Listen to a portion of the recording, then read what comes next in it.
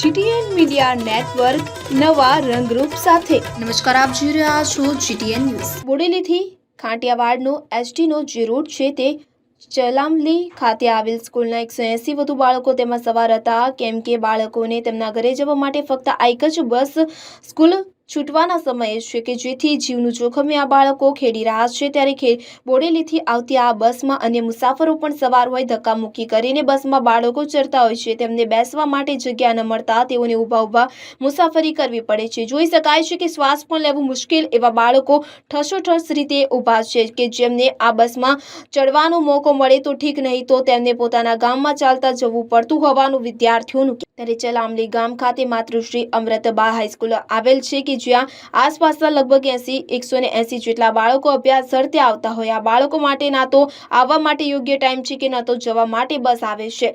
સાંજના 4:20 સમયે આવતી હોય સ્કૂલને 4:15 વાગે બાળકોને છોડી મૂકવામાં આવે છે, જેને લઈ બાળકોના અભ્યાસ પર પણ સીધી અસર થાય છે। સ્કૂલના પ્રિન્સિપાલ બાળકો જે રીતે મુસાફરી કરે છે તેને લઈને ચિંતિત છે, ત્યારે અકસ્માત થવાની સંભાવના પણ જોવાઈ રહી છે। બાળકો પણ મુસાફરી કરતા ડરી રહ્યા છે। જે રૂટ ઉપર બસ ચાલે છે તે બસ સિંગલ પટ્ટીના રોડ ઉપર ચાલે છે। પ્રિન્સિપલે પણ કહ્યું છે કે વારંવાર રજૂઆત છતાં પણ બસ ફાળવવામાં આવતી નથી, ત્યારે પેસેન્જર વધુ હોય તો બાળકોને પણ મુશ્કેલી પડે છે। જે રસ્તા પરથી બસ પસાર થાય છે તે ખૂબ જોખમી છે અને રસ્તા પર આવતું જે નાળું છે તે ખૂબ જ સાંકડું છે। ફક્ત બસ પસાર થાય તેટલો માર્ગ છે, આસપાસ ઊંડા ખાડા છે। જો ચાલકને જરા પણ ચૂક થાય તો મોટી દુર્ઘટના થાય તેવી સંભાવના છે। આ વિસ્તારના લોકો પણ બાળકો જે રીતે જીવના જોખમે સવારી કરતા હોય છે તેને લઈ સ્થાનિક લોકોમાં પણ ચિંતાનો વિષય છે। એક વધુ બસ ફાળવવામાં આવે તો ચોક્કસ જે બાળકો છે, વિદ્યાર્થીઓ છે, તેઓને તકલીફ દૂર થાય તેવું સ્થાનિકો ઈચ્છી રહ્યા છે। બસમાં ક્ષમતા કરતાં વધુ બસમાં પેસેન્જર ભરવામાં આવતા હોય, જરૂર હોય અને વધુ એક બસ ફાળવણી કરવામાં આવે। બોડેલીના એસટી ડેપોના મેનેજર પાસે જાણકારી લેવાની કોશિશ કરી તો તેમણે કેમેરા સામે કંઈ પણ બોલવાનો ઇનકાર કરી દીધો, એટલે કે એસટી વિભાગની બેદરકારી છુપાવવાની તેમણે કોશિશ કરી તેવું દેખાઈ રહ્યું છે। રિપોર્ટર મોહસિન સુરતી, છોટાઉદેપુર। મારું નામ રાઠવા વંદનાબેન મહેશભાઈ છે। હું ગામ ખેરકાથી માતૃશ્રી અમૃતબા ભગત હાઈસ્કૂલ ચલામલીમાં અભ્યાસ કરું છું। અમારે જવા આવવા માટે ખૂબ જ તકલીફ પડે છે। 3 થી 4 વર્ષ થઈ ગયા આના એ જ પરિસ્થિતિ છે। બસની માંગ કરીએ છીએ પણ કોઈ આપતા નથી। અમારા વાલીઓ અને શિક્ષકો પણ રજૂઆત કરી છે અને આવો જો પરિસ્થિતિ રહે તો અમે કઈ રીતે ભણી શકશું? 180 થી વધુ વિદ્યાર્થીઓ એક જ બસમાં અને સિંગલ રોડ છે। બસ ન આવે તો તેથી અમારે ઘરેથી લેવા બોલાવવું પડે, નહીં તો અમારો વિસ્તાર જંગલ વિસ્તારનો છે તેથી અમારે અઘરું પડે છે ઘરે જવા માટે। રાઠવા વંદનાબેન। મારું નામ કોચા પ્રાચીબેન છે। હું ધોરણ 12 માં અભ્યાસ કરું છું। હું બગલિયાથી દરરોજ અપડાઉન કરું છું। અમારે બસમાં આવવા માટે બહુ મુશ્કેલી પડે છે। અમારે બસમાં 180 થી વધુ વિદ્યાર્થીઓ અપડાઉન કરી રહ્યા છે। અમને બસમાં પગ મૂકવાની પણ જગ્યા રહેતી નથી। બહારથી દૂરથી આવતા વિદ્યાર્થીઓ બારીએથી પણ ચડે છે। સ્કૂલથી છૂટ્યા પછી બધા વિદ્યાર્થીઓ ધક્કામુક્કી કરીને ચડે છે। 180 થી વધારે વિદ્યાર્થીઓ બસમાં આવે છે। એક બસની માંગ છે।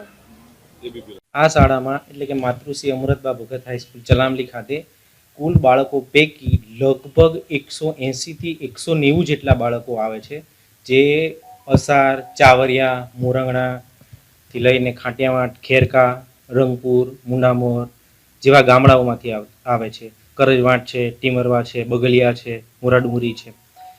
આ 180 થી 190 બાળકો વચ્ચે માત્ર ને માત્ર એક જ બસ ફાળવવામાં આવેલી છે। હવે આ એક જ બસની અંદર એક સિંગલ પટ્ટીના રોડ ઉપર આટલા બધા વિદ્યાર્થીઓ બેસીને જ્યારે આવે છે ત્યારે એની પરિસ્થિતિ શું થતી હશે? હું જ્યારે અહીંયા આવ્યો આ શાળાની અંદર એ પહેલાં પણ અગાઉના આચાર્ય અને મેનેજમેન્ટે ઘણા બધા ડેપોની અંદર રજૂઆતો કરેલી છે, તેમ છતાં એનું કોઈ પરિણામ અહીંયા આવેલું નથી। મેં એવું સાંભળ્યું છે વિદ્યાર્થીઓ પાસેથી અથવા અહીંયાના જે ગામ લોકો છે નજીકના, જ્યાંથી બાળકો અપડાઉન કરીને આવે છે, બસ ખાંટિયાવાડથી ઉપડે અને લગભગ બગલિયા પછી મોરાડુંગરી કે ટીમરવા ખાતેથી જે બાળકો બેસે છે એ જગ્યાએથી બેસે, એ બસ સ્ટોપ ઉપરથી બેસે છે, જેમાં કે રૂંડીના બાળકો છે, કરજવાંટના બાળકો છે, જીતનગરના બાળકો છે, એમને જગ્યા જ નથી મળતી। એટલે ઘણીવાર એ લોકો છગડાઓમાં આવે છે, પછી પેલા જીપ વગેરે વાહનો છે એમાં લટકીને આવે છે, આમ કરીને આવતા હોય છે. ક્યારેક ક્યારેક પરીક્ષાઓ હોય ત્યારે ચાલતા આવવું પડે છે. સાંજના સમયે જ્યારે બસમાં જગ્યા ન મળતી હોય ત્યારે એ બાળકો મેં પોતે જોયું છે કે રાત્રે અંધારાની અંદર ચાલતા પોતાના ઘરે પહોંચે છે. તંત્ર દ્વારા ઘણી બધી બસો ફાળવવામાં આવે છે, 2 બસો કે 3 બસો ફાળવવામાં આવતી હોય છે. તો અમારી આ જે શાળા છે જેની અંદર આદિવાસી બાળકો અભ્યાસ અર્થે આવે છે, બાળકોને અભ્યાસ કરવો છે, પણ બસના અભાવે તેઓ આવી શકતા નથી. તો મારી તંત્રને એક જ વિનંતી છે, એસટી વિભાગને એક જ વિનંતી છે કે બાળકો પોતે પોતાનો અભ્યાસ સારી રીતના કરી શકે એટલા માટે બીજી એક બસ અથવા બીજી કોઈ એવી છોટાઉદેપુરથી અથવા તો બોડેલી ડેપોની કોઈક એક એવી બસ ફાળવવામાં આવે આ જ સમયે કે જેથી કરીને સરળતાથી બાળકો અભ્યાસ અર્થે આ શાળામાં આવી શકે. મોરા ડુંગરી ગામે જે નાળું છે એ તૂટી ગયેલું છે, બિલકુલ સોકડી પરિસ્થિતિમાં છે. અને આ વિસ્તારના વિદ્યાર્થીઓ ચલામલી, બોડેલી, લીંડા ટેકરા ભણવા જાય છે. તો આ 150-200 વિદ્યાર્થી એક જ બસમાં બેહીને જાય અને ભવિષ્યમાં એ નાળું બિલકુલ સોકડું છે.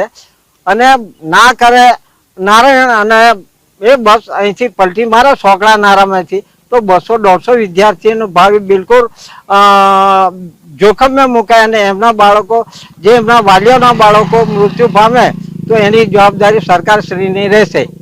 ખાસ કરીને શું માંગ છે તમારી? અમારી માંગ એવી છે કે આ નાળું પહોળું બનવું જોઈએ.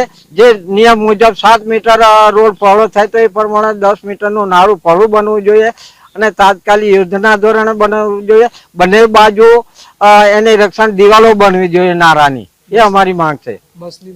બસની માંગ 3 બસોની અમારી માંગણી છે.